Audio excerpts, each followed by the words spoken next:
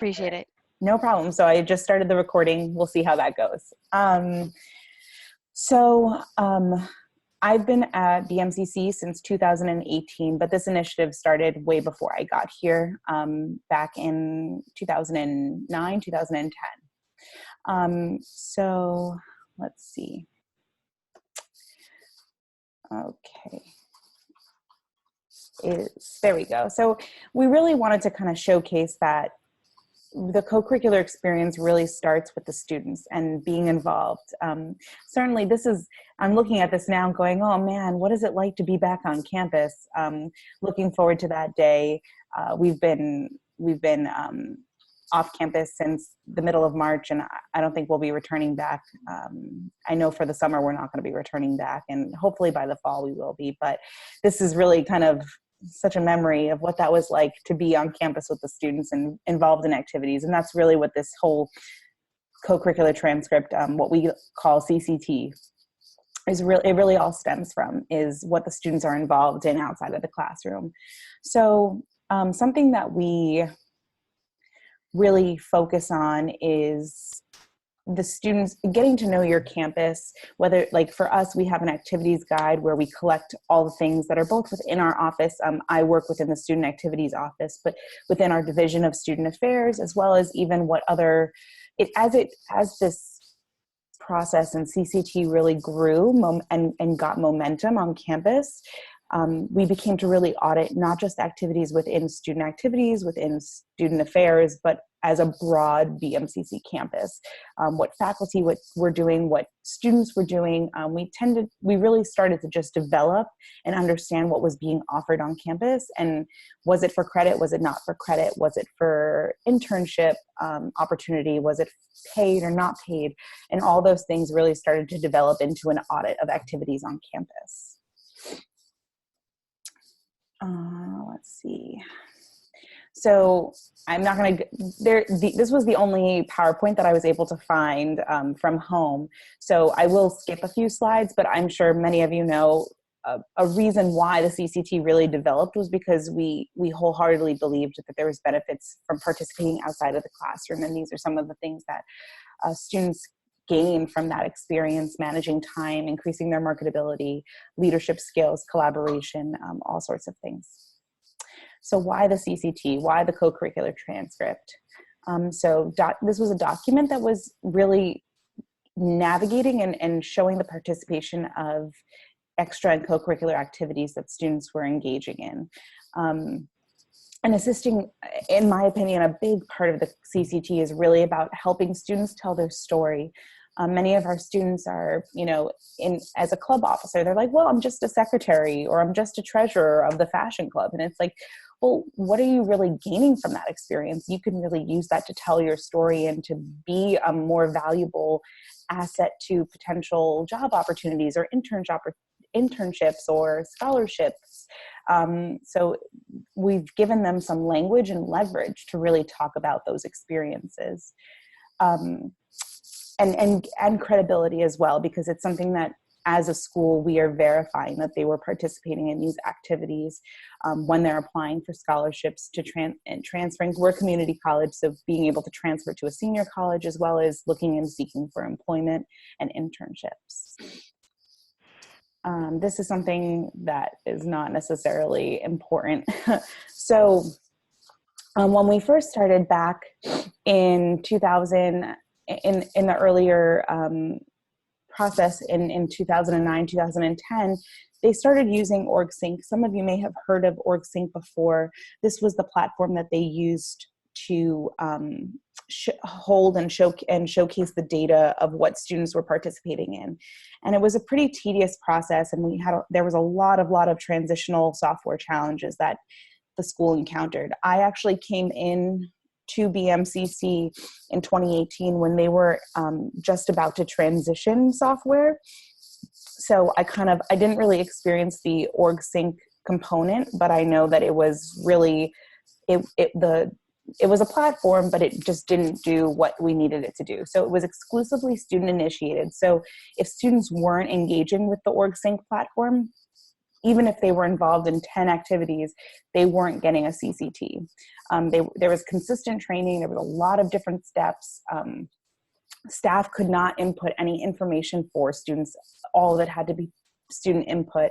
And then when they would, if we did have those handful of students, maybe there was like, 10, 20, 30 students out of 25,000 students inputting their information.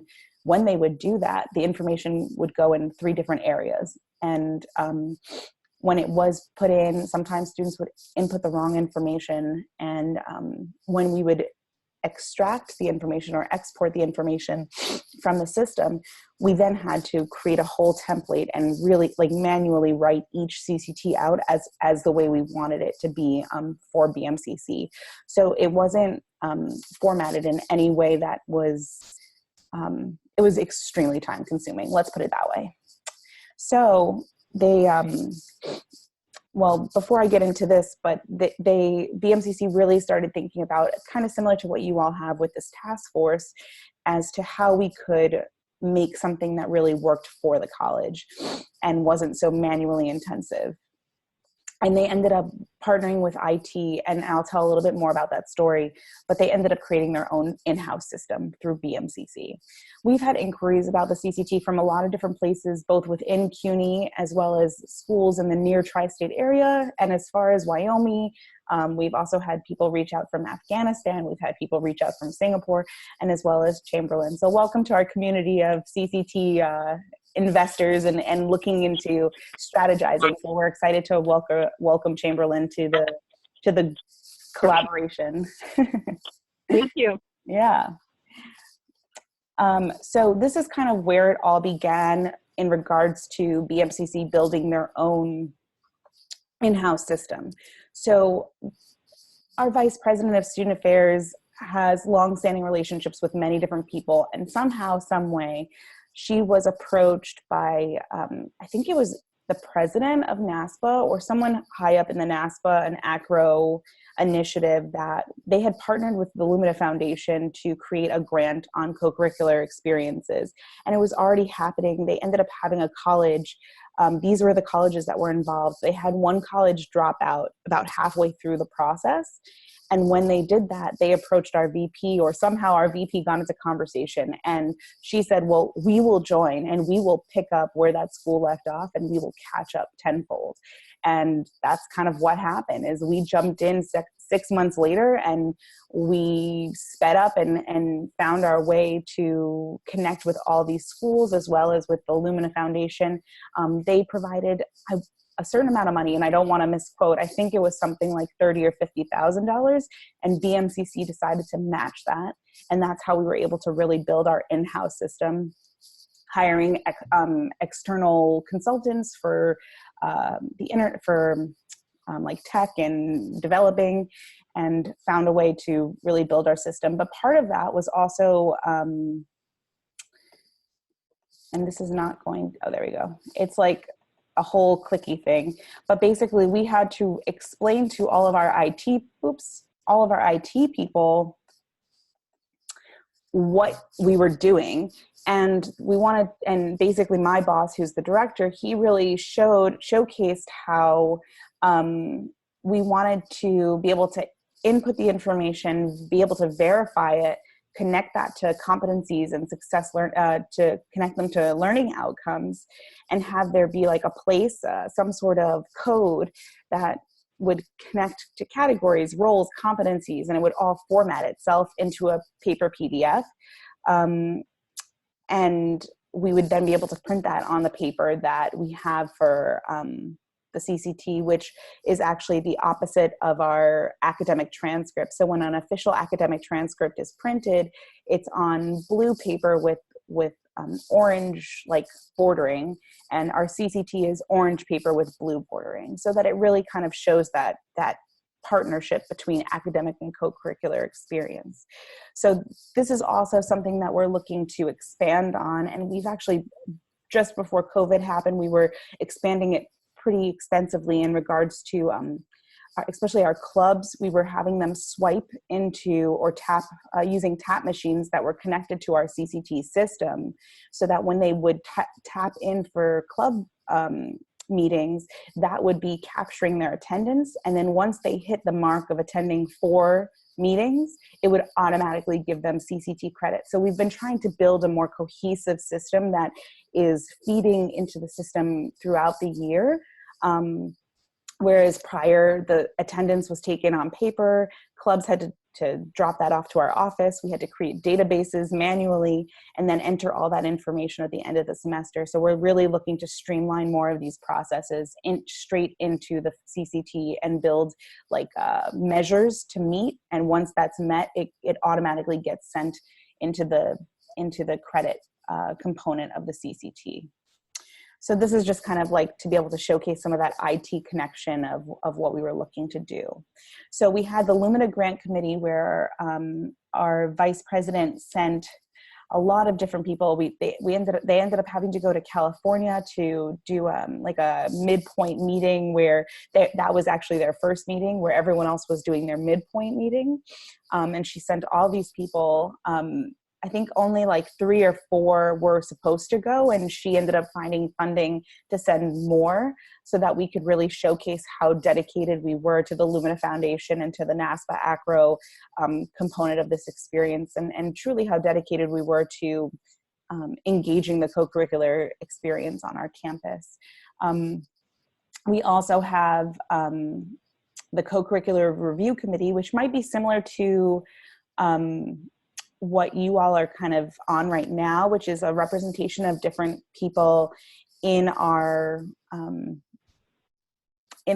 campus that are both academic and student affairs, that are a group of a committee that reviews the co-curricular experience, reviews different opportunities that come through, just a lot of different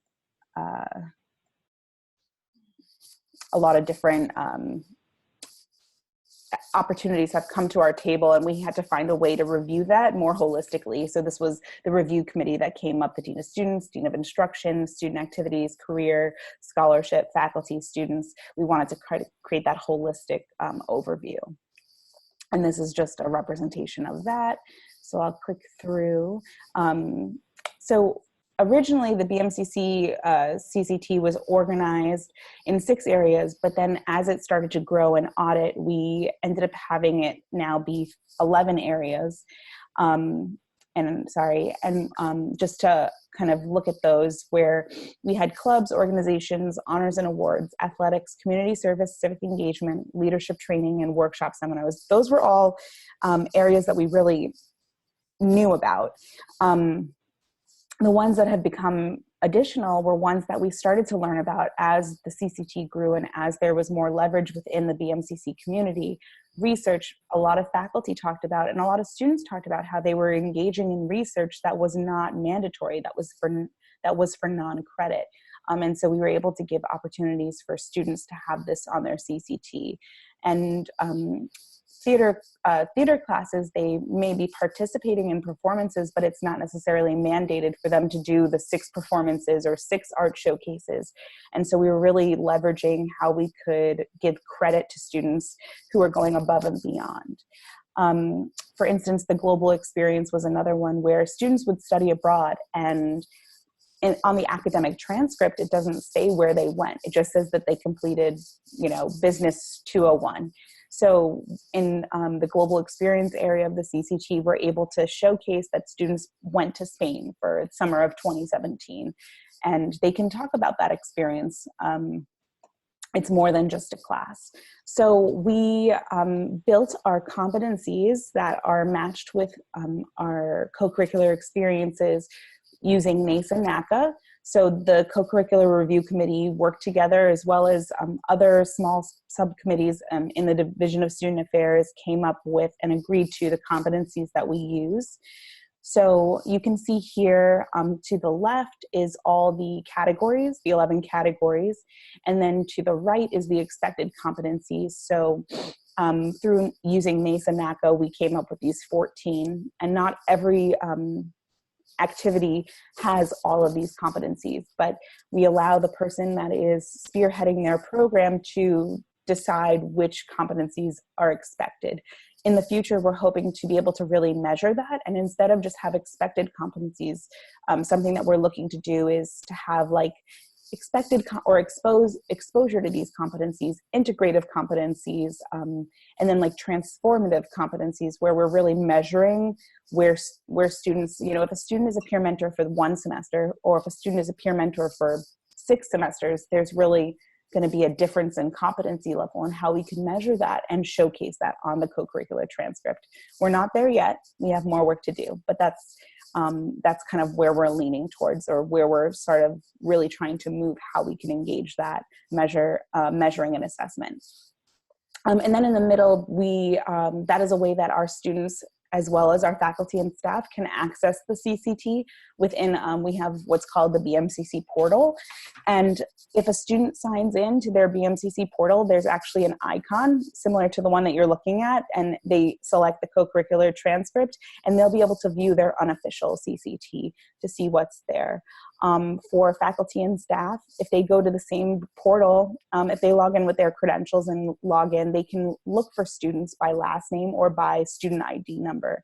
So if an advisor is meeting with a student, that advisor can actually look to see what the student is participating in co-curricularly.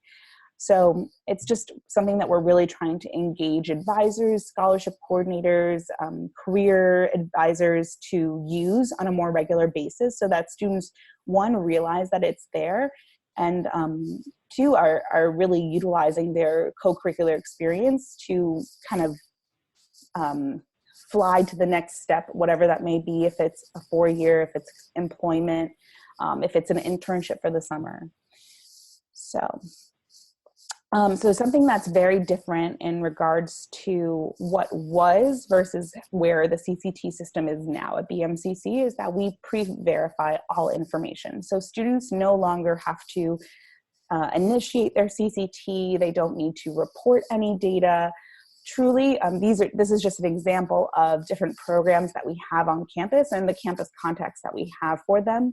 And what happens is I, as the manager, reach out to our campus context every probably 2 to 3 times a semester, just to do a check-in and remind them to be contributing to their data, to their Excel template, and make sure that they're collecting that information, where we need student's name and their student ID. And basically each group has created their own minimum requirements. So for club leaders, all club officers all they have to do is be verified by the Student Activities Office. Once we verify them as club officers, they are in our CCC system. I see a chat. So the CCT are done on campus only. Well, yes and no. So in regards to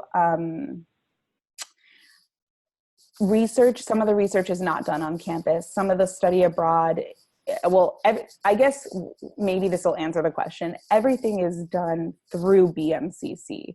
So it's trips that we've created, it's opportunities that we're creating and verifying. So every project that is being put on the CCT is through the BMCC campus and community. So in our system right now, we as you can see, our summers are low, which it tends to be. Clubs are not active during the summer, which is a lot of what we do. And we started collecting we went back into our data to collect from fall 2016, even though we implemented our new data system in fall 2018. So we backdated since fall 2016 to try to capture as many students that would still be on campus to be able to give them a CCT document. And the numbers have definitely grown significantly. As you can see, the last total of activities from spring 2019 was 3,589 compared to when we started. We've gone up over 1,000 activities, and that's just within assessing what's on our campus, who's talking to who knows about what, and that's how we've had meetings with different activities that are and programs that are happening on campus to figure out, does their program or activity make sense to be on the CCT? So some of the challenges that we've had to overcome is creating new partnerships with the Advisement Center, with our Career Center, and our Scholarship Office. Wanting students to really utilize the document. So students are maybe participating in activities and don't realize how the power of the CCT and how students can use it to tell their story. So we've been really trying to engage students in understanding how the CCT could benefit them. And then another challenge that we have to like our external community would be if we do have students, which we do, requesting for the CCT to go to a four-year college, the four-year needs to kind of understand and be able to, one, read it, know what it is, and be encouraging students to participate in a CCT, having a co-curricular transcript, as well as employers accepting and understanding what a CCT is. We did like a little mini experiment where we had a partnership with Goldman Sachs, which is a large financial firm in not too far from our office, and we work with them pretty closely throughout the year. So we had given them a document with a student's resume, and there's the student's CCT. It happened to be our student government president at the time, so he had a pretty extensive co-curricular transcript as well as resume. So we gave that to the there was about 3 or 4 people from Goldman Sachs, and we asked them to tell us their thoughts. And they said, we like what's here, but we just aren't familiar with the format.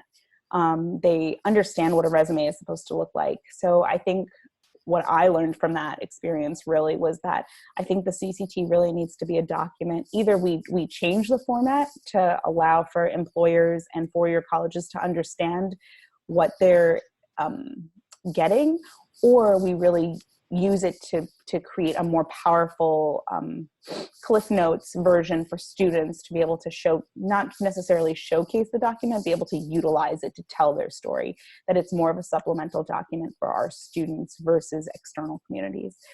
Still sort of navigating that as we power through some of the challenges. So this is what, if we were to go into a BMCC portal, what an unofficial transcript would look like, where the student's name would be on top, and you would see that they were the secretary one semester, a treasurer the other, the expected competencies that we would be hoping that the student would get from that position.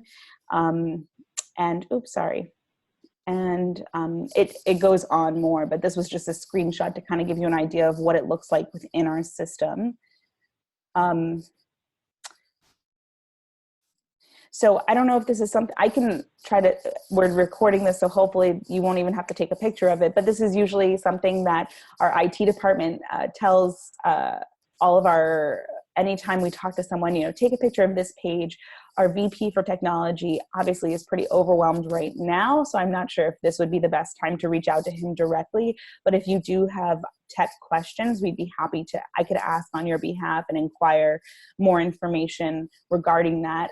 But these were some of the specifications in regards to SQL and C+ and whatever. I don't even really understand all this, but it does connect with what's called our CUNY First system, which is basically our student hub. Yes, you have a question? This is Kim, if I can actually jump in, and I do see that there's a chat question too.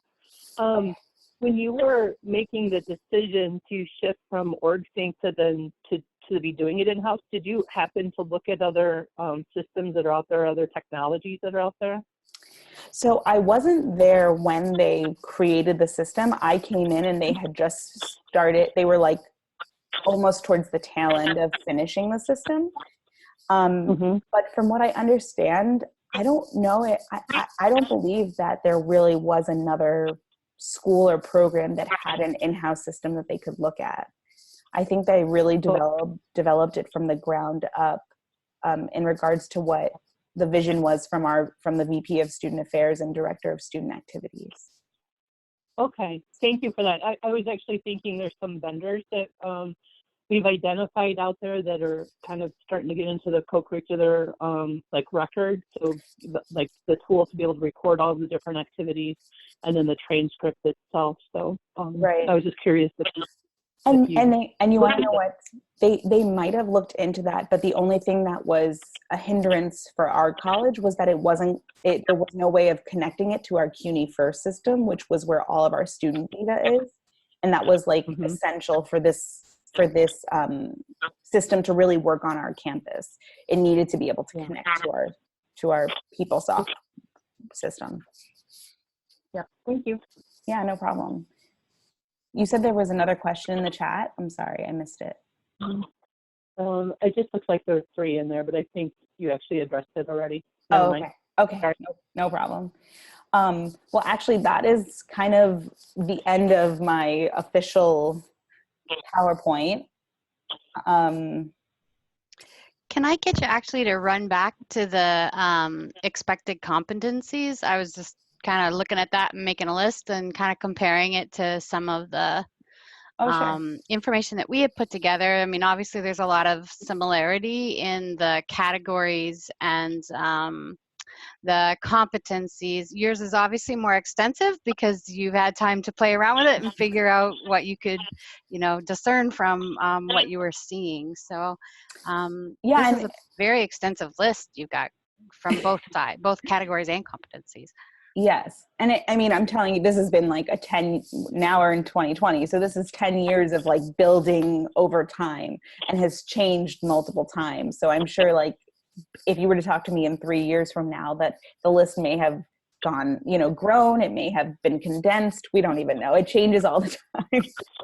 But this has been, I will say that the 11 categories and the 14 expected competencies have been, since I've been at the college, they haven't budged since 2018. They changed when I got to the school, but since then they've remained for the last 2 years at this place. And part of that, I think, is also because we've been really focused on getting the tech part of the system to really function and being able to navigate providing more activities credit on the CCT. So we've been doing a lot of meetings with different agencies or different departments and organizations on campus to kind of see does it fit for the CCT. Because there's a lot of faculty that are like, well, my students are doing amazing things. And it's like, yes, they are. But they're also getting grades for that, which falls on the academic transcript. So we've been trying to navigate the inquiries that we get to be able to really put activities on the CCT, on the co-curricular transcript, that are not receiving, credit on the academic transcript. And you had mentioned that on one of those earlier slides that kind of follows your flow chart there, that as I think I heard you say that students don't need to input anything, like it just captures. How is the data input, I guess, and how is that? I know you showed the flow chart, but no, it's okay. Trying to wrap my brain around the fact that you said students don't really need to do anything. It just captures what they attended. Yeah. So, this flow chart obviously is like a little overwhelming. It's pretty good though, actually. Okay. I like it. It's good. Yeah. So, but students really just have to be engaging in activities, and obviously not every activity on campus is going to receive credit on the CCT. But what we're really trying to do is boost up marketing and publicity around the CCT so students understand that it exists. And if you want to, that there are these certain activities are receive credit on it. Usually once a student is involved in one program where they receive credit for the CCT, they sort of become obsessed with what else could they be involved with to build up their co-curricular transcript. It's kind of like once we get them hooked, they're usually hooked. Sometimes students are more about the program that they're involved in. I don't know if any of you heard of the National Society of Leadership and Success, NSLS, but sure. Yeah, so that program it was fairly new. It started since I've been at the college. And during that time, students have been extremely excited and invested in participating in that on a semesterly basis. And they don't know that they're going to, like, it's not an advertised CCT activity since it's an invitation-based program. But when students do complete the activity, they do get credit on their CCT. So that sometimes is also a starting point where students engage in an activity that they're excited about, and they end up getting credit for it in the CCT. And then they're like, oh, I didn't even know about that. Well, what else can I participate in? And then that's where it starts to hook them into what else they can get involved with. So for instance, a student gets involved gets invited to NSLS, they decide to participate, they go through all the steps, they complete it. Once they complete it, they do an induction ceremony, which is part of like the NSLS initiative. But once that ends up happening, we take all the students that have completed and give them credit into our system. So we go on the back end through an Excel import, and we can import them all into our system. And then it automatically feeds through our CUNY First, like our student database, to provide the information necessary to create that document within their portal. Kayla, so what, Yes. Carolyn, if what you're asking is, and I just want to summarize because I think I understand what Carolyn's trying to ask.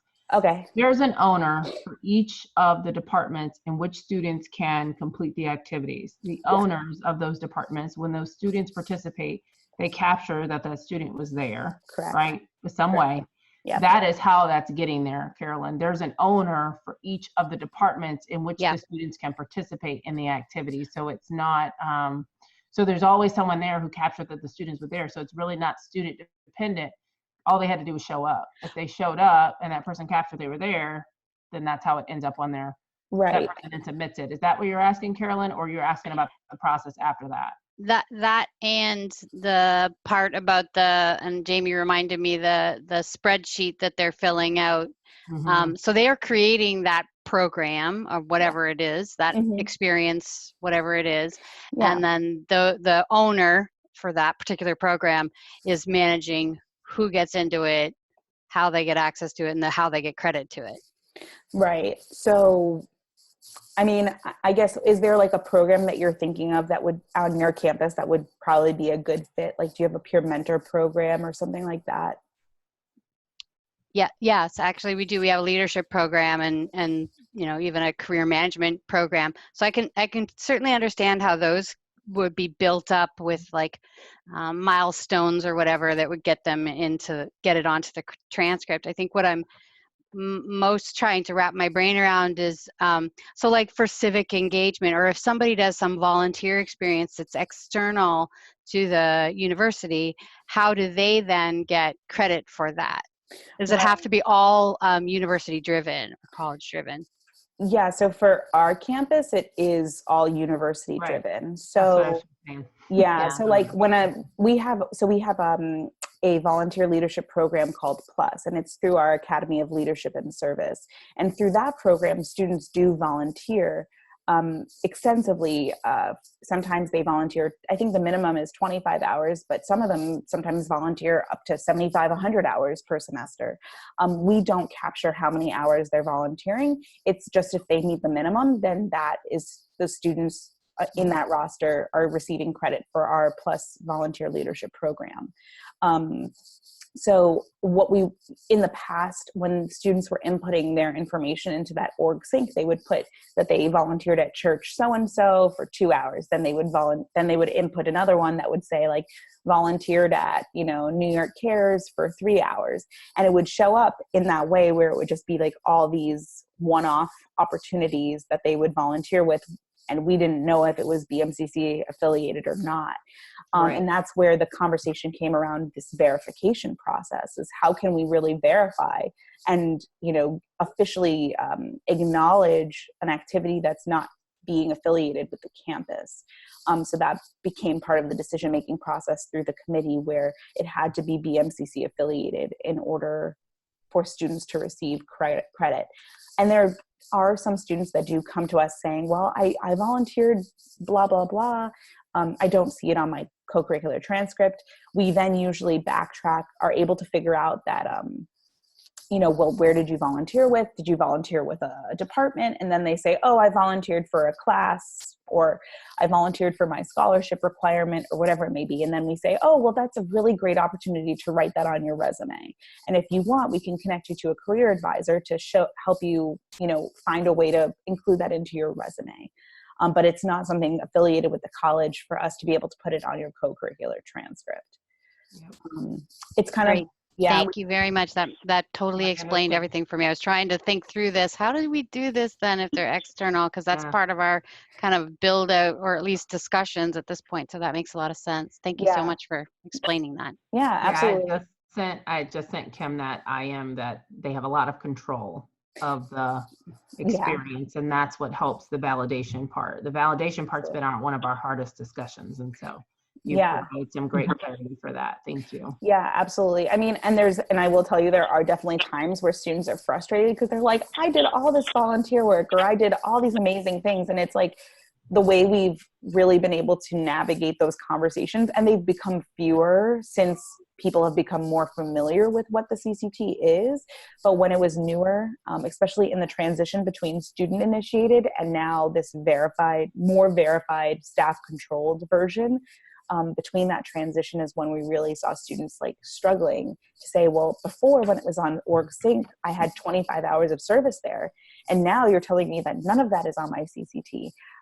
So we really had to like find this soft way to approach that. It's not that we don't want to congratulate you and celebrate the work that you're doing. We just need to find another place to put that information. So it's not that it didn't happen, it's just not through BMCC.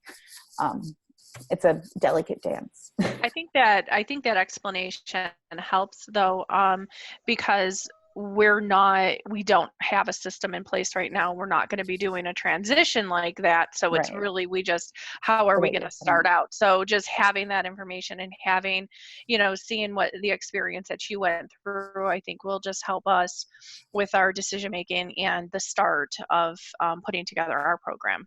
Yeah, absolutely. Another thing I sometimes also explain the experience is that the academic transcript and the co-curricular transcript are a partnership.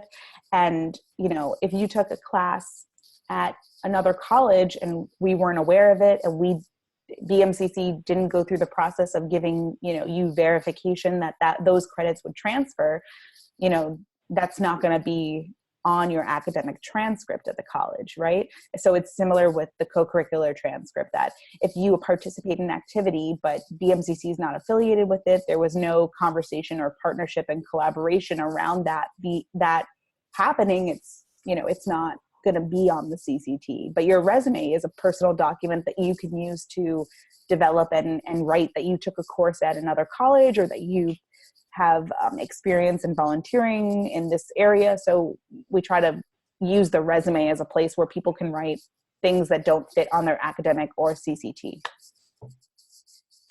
Quick question about, I'm sorry, go ahead. Oh, thank you, Carolyn. Kayla, I just wanted to ask, when we were talking about like the programming, I see that I have a clear vision of how that could be set up, but how did you manage that with the student organizations and the various activities that they have?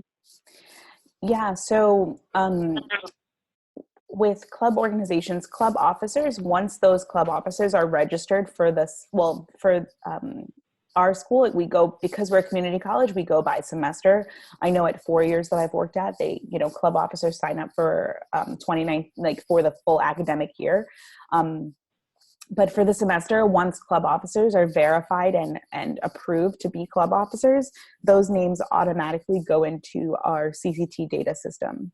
So they receive credit if you're a president, VP, treasurer, secretary. Those are the executive positions that we acknowledge on the co-curricular transcript. For all other students, there's in regards to clubs and organizations, there's a club member status that could go on the CCT. But something that was discussed in our committee meetings was, if a student attends one club meeting, does that really count as being a club member?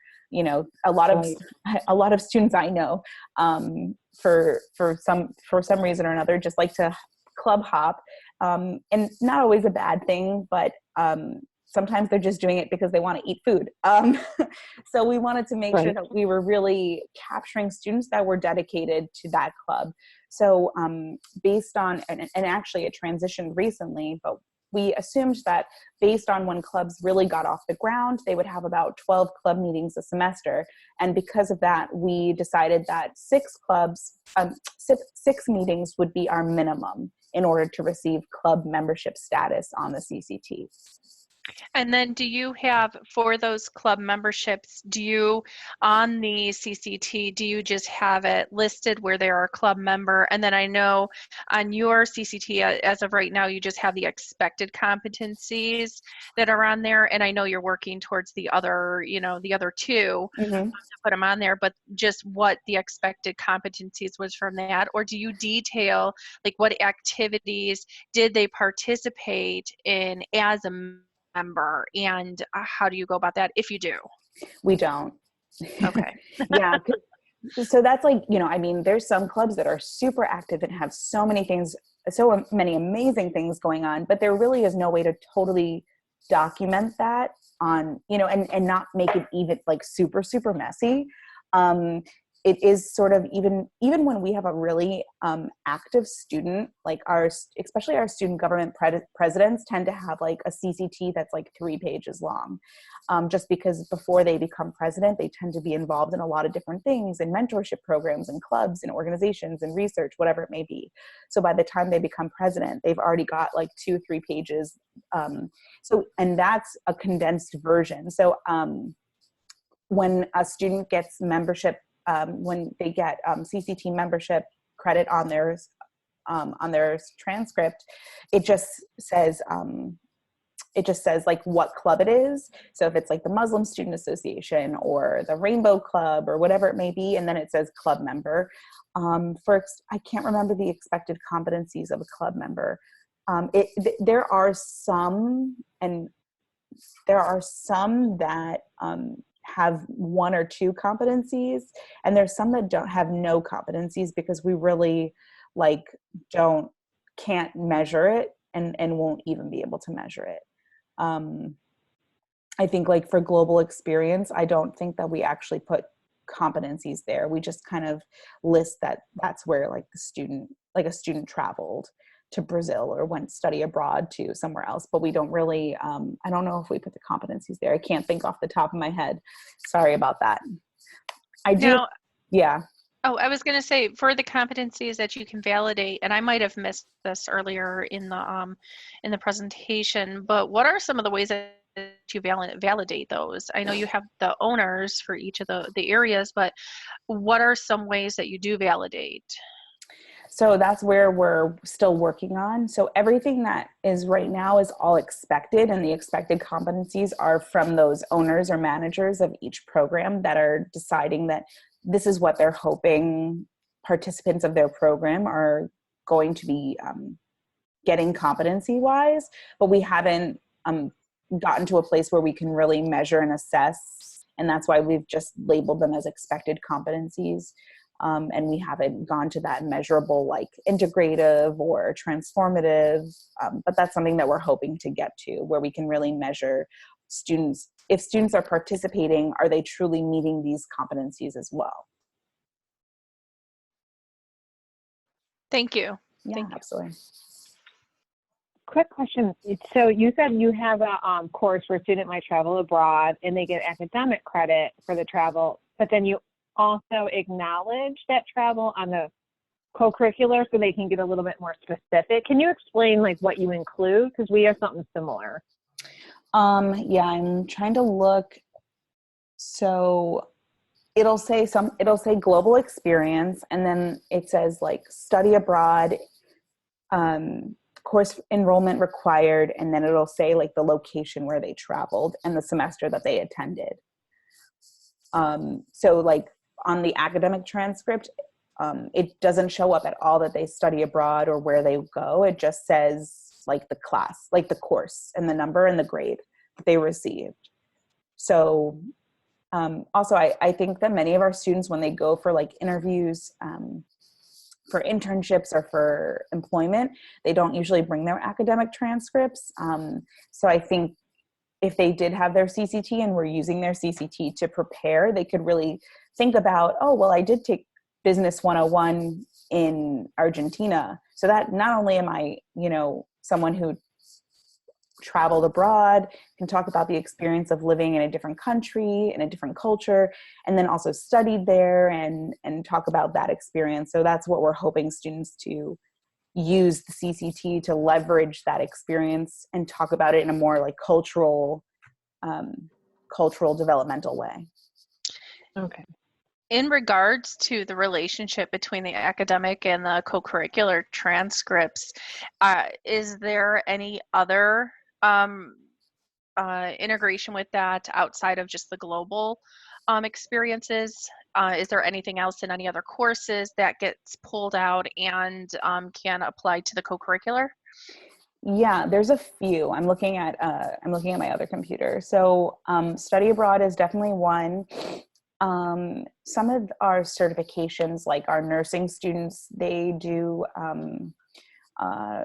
like a CPR first aid certification through our public safety office, but they usually tend to do it through a course that they're taking. But once they complete the CPR first aid training, that information gets sent to us from public safety.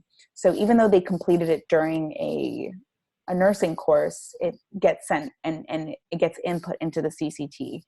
I'm looking to see what else. I know definitely for our research, there are students who are participating in research with faculty where it's not associated with the class. And those students are listed as researchers, and there's certain programs that we have within our research office that students are participating in, like CUNY Research Scholars or Collegiate Science and Technology Entry Program. And those students are getting credit as what we call researchers in the CCT. So they're not receiving academic credit for it. So that's why it's applicable to have them leverage that opportunity on the co-curricular transcript. But it is a more academic-based program, if that makes sense.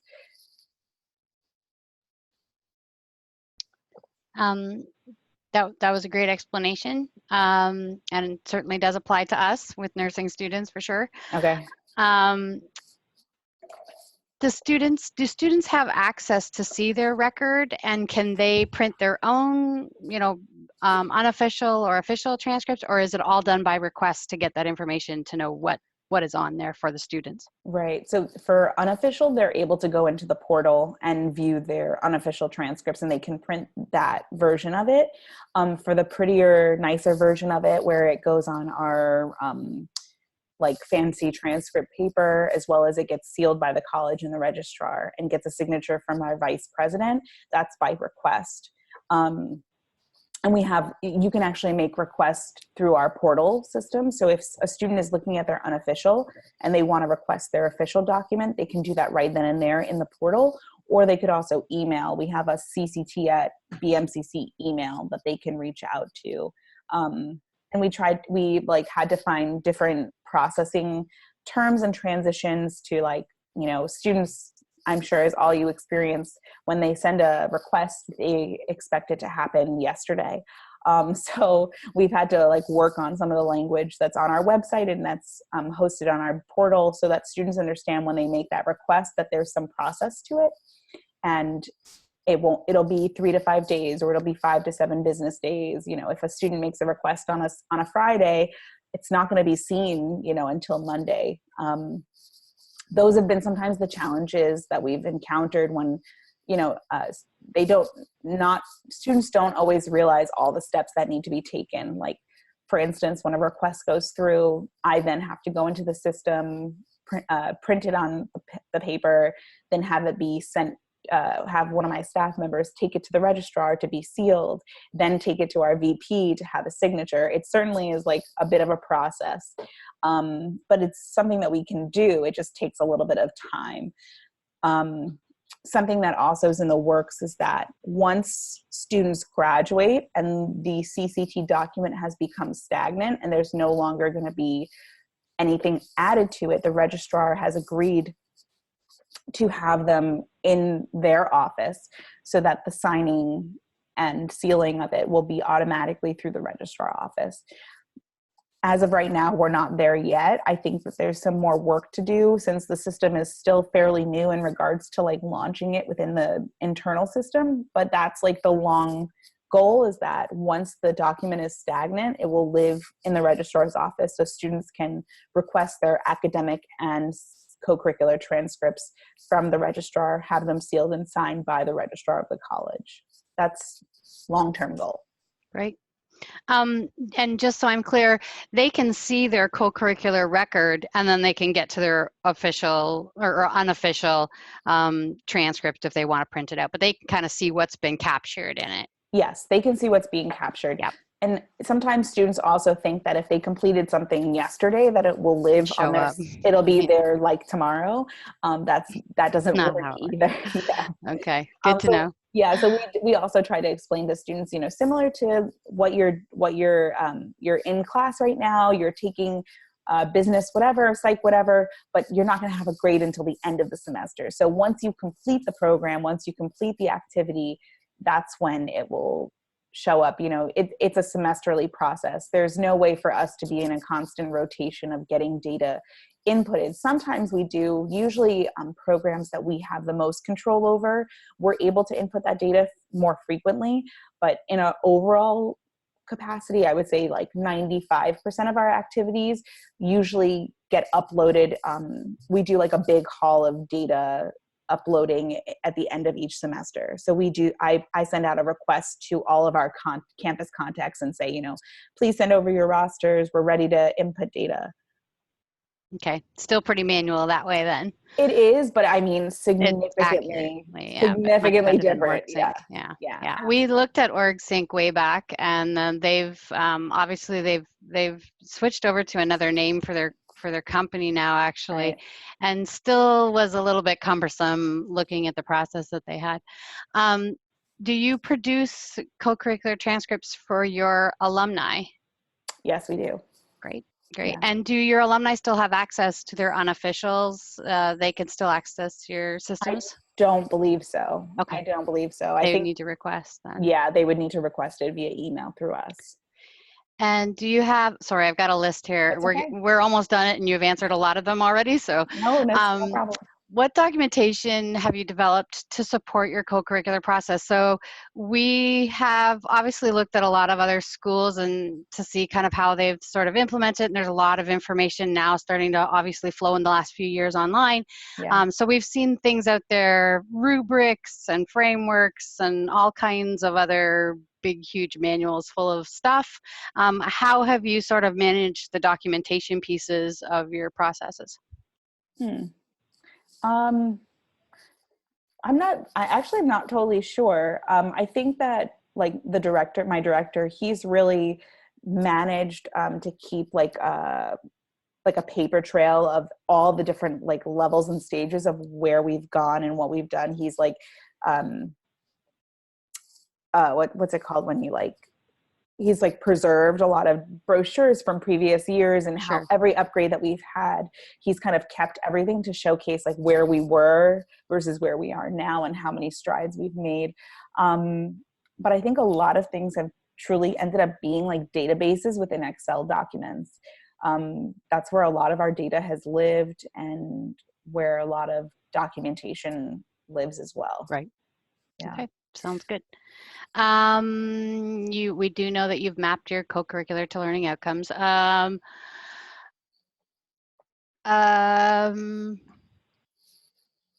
can I actually jump in with a question related to that? Yes, please. Kayla, when you were showing us the slide that had the categories and then the competencies, when the different areas, departments, they were developing their programs, did they give you guidance on what category they thought that should fit into? Okay. Yes, both on the competency, the categories and the competencies. We did not make decisions on our own for those. So it was always in partnership with the manager. We would sometimes suggest, like, it also depended on like the rapport that we had with the manager, the owner of that program. Many of the programs are within our division, so it was much easier to navigate like a more collaborative experience regarding like deciding categories or competencies. For others, we've really partnered, and and a lot of people have looked to us as like the expert. So that's been nice. We've had a lot of respect around that, but we've also, I think, approached every conversation with, so tell us about your activity. Tell us why you think this makes sense for the CCT. It's almost like a proposal or pitch. And then from there, we're really saying, okay, well, how can this work? Or this is why it doesn't work. Or, okay, it does work. Now let's look at the categories and competencies. Where do you think it fits? And then we might suggest something. And then they go, well, I was thinking more leadership training. And we're going, okay, well, tell us more about why you think that. So because we don't know the programs, we don't know all of the programs, or they're not so cookie cutter. And some very much are just like, well, this fits into leadership training, no doubt about it. And others are kind of somewhere in the middle of maybe a few different categories. We have to decide which one is the one that really encompasses it the most, or it makes the most sense. And it tends to be a conversation. I find that it's easiest to like have a sit down meeting and understand the programs and ask questions, have conversations around category and competency, and then that starts to also unravel some of the program a little bit more for us to understand it as where it might fit in the CCT. I hope that makes sense. Yeah, no, that helps. And then another kind of follow-up question to that is with like the time that it takes for the different teams to, identify that and then track it, and then also your work. Do you have any kind of estimate on like how much time is dedicated towards managing the co-curricular transcript? A lot. I mean, to be honest, this isn't my only responsibility, but it truly could be a one-person job. Like it could, there's a lot that could be done. I think that if this was my sole task, I would be able to even do more. But because it's one of many of my responsibilities, it does tend to be something that it's like, you're working on the project, you're working on other things, you're being pulled into different places. So it tends to be a little bit harder to focus your energy in that way. But I am like the manager of it. My director definitely puts a lot of work into it. And that kind of ebbs and flows depending on what he's got going on his plate. But I'm the person that's really working on it on a weekly basis. And then I also have a part-time staff member who I would say this is like about half of her role to really help manage. She's the one who's checking the inbox every time she's on campus. Like when she's working, when it's her shift, I asked her to like make sure to check that inbox. If there's questions that I need to see immediately, she brings them to my attention. She checks the data system to see if there's any requests that have been made. So she kind of does a little bit more of like the administrative management of like notifying, helping me stay on top of notifications and requests that come in, as well as she helps me when I do get all the data. She helps me import that and upload it into the system. She's also an amazing part-time staff member who works part-time but does enough work of like a full-time. So I'm kind of lucky in that way. She really has helped us take the CCT to the next level, because there is like definitely a lot of administrative tasks to stay on top of. Mm-hmm. Thank you. And just to clarify, do you have like a mass calendar where students can see all these activities, or join into these activities, or how do they learn about these things? Yeah, so we have been we don't have a mass calendar. Well, like we do and we don't. Like it's not from our office. We've been trying to work on streamlining all communication so that there's times where I've worked on campuses where it's like the student activities office has an annual calendar. Then the new student programs office has a calendar. So there's like so many different calendars happening that students don't know where to look or what's what. So we've been trying to streamline that into our new student program initiative, where when the students are coming to campus for the first time and they're getting information, they're getting all that like information at once.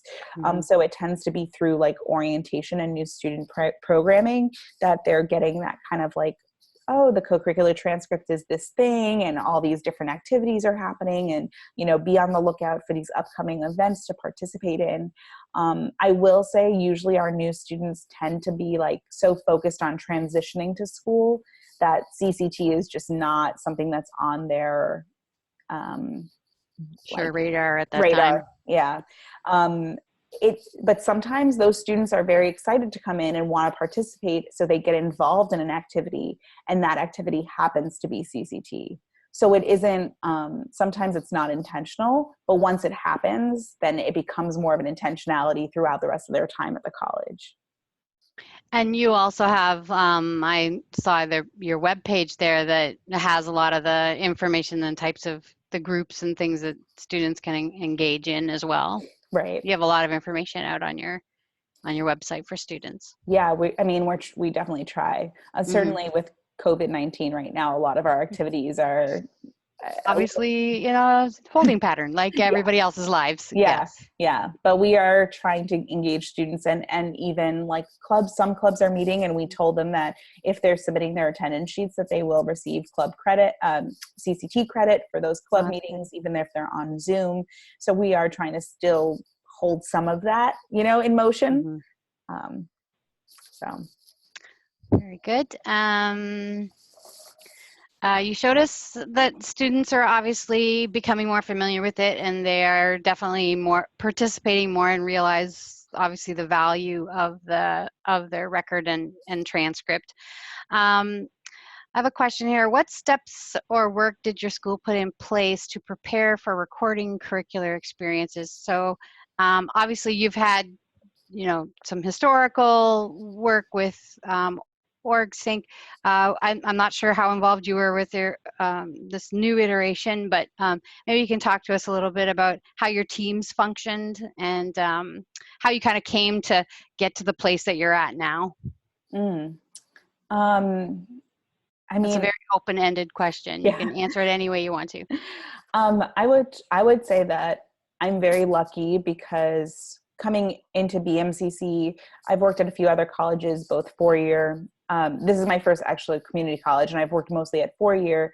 And something that I've really noticed at BMCC, especially around the CCT, but even so more holistically as a school and administrative capacity, there really is like a very collaborative effort. It seems like committees really come together and truly do the work and have like all good intentions. There's not as much hostility as I've experienced on other campuses where, you know, I've worked with administrators who maybe don't want to change things, or they like the way things are. What I've found at BMCC is really they're excited to always like push to the next level. What are we going to do that's better for the students? How are we going to make this better for our staff? How are we going to leverage this so that all students can participate, and how can we get more activities involved? So I find that BMCC doesn't shy away from taking on a challenge, especially this is a pretty large one with technology and with the amount of students that we have. But it's been, I mean, it's overwhelming.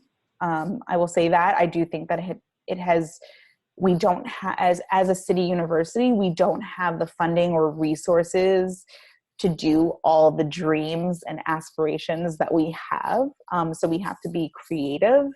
But I think it's also given me the opportunity to bring on a part-time staff member who maybe wouldn't necessarily have worked on this prior, because it does go up to VP and presidential levels where there's a lot of higher administration that are stakeholders in this experience. And she's really getting to work on this because I need the support and I don't have the resources in other capacities. So I think a challenge that we've also had is marketing, and really being able to get especially our students. I'm not sure what your student population is like, but something that I've realized is many of our students have families, are the sole financial providers for their families. They're also going to school. They're working full-time, part-time, multiple part-time jobs. They have a lot on their plate. So there's many students that are just not participating outside of the classroom because they don't have the capacity to. So we're also trying to find ways to encourage those students to get active in the co-curricular experience, because we do believe that that's really creating a holistic experience for students in development. I think there's just some challenges within our student population, as well as our funding and resources. And, you know, if I was solely working on the CCT, I think we would be able to do more and do it faster. So I think I've learned to be more patient in the process as well, that things aren't going to happen as quickly as I'd like, because I just don't have the resources or capacity to do it as fast as maybe how fast as people want it to be done, if that makes sense. That's very relatable. Yeah. Very relatable. Thank you so much. I think I've kind of exhausted through most of my questions here. Anyone else from the team here have some questions yet? Outstanding, burning questions?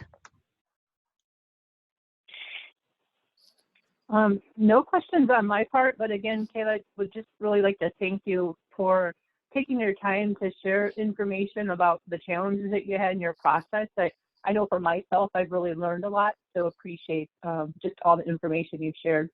Yeah, so happy to be able to do this. It's pretty cool to be able to share this experience, because a major part of what our committees have really talked about is that when they were starting this back in 2009, 2010, there really wasn't too much out there. I would say Canada had quite a bit of information through their co-curricular records, but there was nothing really in the States that we could really leverage as information as they were moving forward on this project. So we want to share as much as we can so other schools can kind of fast forward past some of the challenges that we had and be able to kind of catch up, and we can all be sharing CCTs, and our students could be better off because of it, you know? Yeah. Yes. Thank you so much. Kim, did you want to wrap us up? Just that, again, that thanks, and that if there's anything that we can do from Chamberlain University's perspective to also help you and help your school, please feel free to reach out. Awesome. Yeah. And please feel free to reach out to me if you have any questions, any thoughts or really anything. You could just email me and I can always follow up, speak to our VP of Tech or speak to my director. And I also will try to do my best to send over the recording of this to all of you so you can share it with who you need to. Perfect. Thank you very much. Thank you. All right. Thank you all so much. And I hope that you have a great day. Stay safe, stay healthy. And that's all. Thank you so much. You too. All right. Bye. Have a good one. All right, bye.